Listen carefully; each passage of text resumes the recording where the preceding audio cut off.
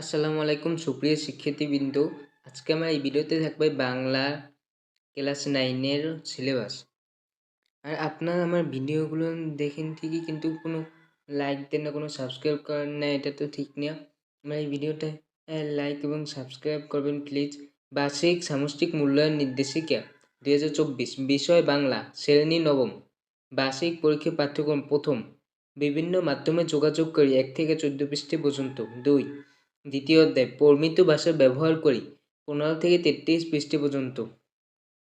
তৃতীয় অধ্যায় রচনা পড়ি, দৃষ্টিভঙ্গি বুঝি 34 থেকে 77 পৃষ্ঠা পর্যন্ত। চতুর্থ অধ্যায় ব্যাকরণ মেনে লিখতে শিখি 78 থেকে 99 পৃষ্ঠা পর্যন্ত।